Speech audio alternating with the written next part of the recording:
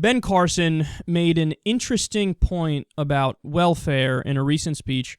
Pay close attention to what he says here because he glosses over a fact that basically disproves his own argument.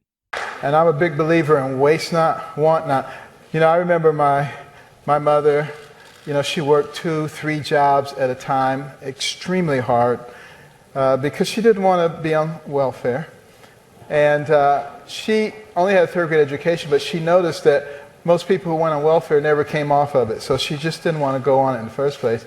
So she struggled, she worked hard. Occasionally she accepted some assistance, but for the most part was able to stay off of it because she was creative. She would go to Goodwill and buy a pair of pants that had a big hole in the knee.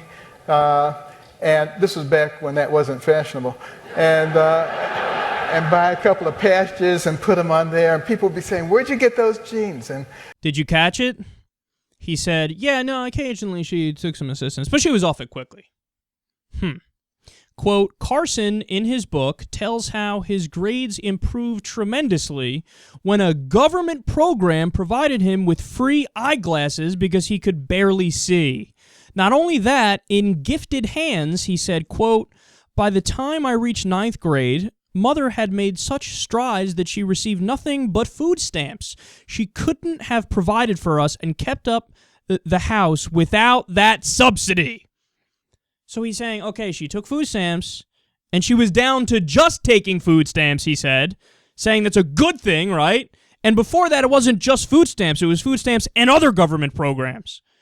So here's a guy who succeeded because of these government programs, and now he's arguing that those government programs shouldn't exist for anybody.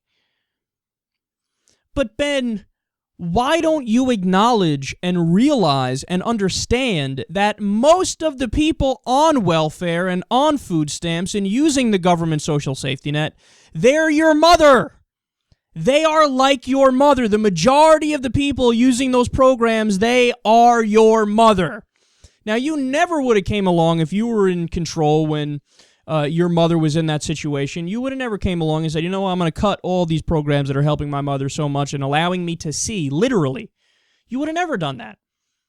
But now that you're in a position where you're better off, now you want to destroy it for everybody else? I mean, what's the old saying about Republicans, right? They want to cross the bridge and then burn it behind them so nobody else can come over too. Well, motherfucker, you benefited from the bridge, so why are you not giving everybody else these opportunities? Look, understand something, man. The argument that the right-wingers make about incentive on the issue of social safety nets and welfare, they are just incorrect. Okay, so you can have that belief, but that belief is wrong. It's like when people say, well, more guns equals more peace. Okay, but then when you look at the statistics and you look at the places that have the most guns and you see that there's actually more crime and more particularly gun violence, you go, oh, okay, it turns out that's empirically not true. So you had a theory of more guns equals more peace. We tested it. It turns out it's not true. Well, it's the same thing with this. I mean,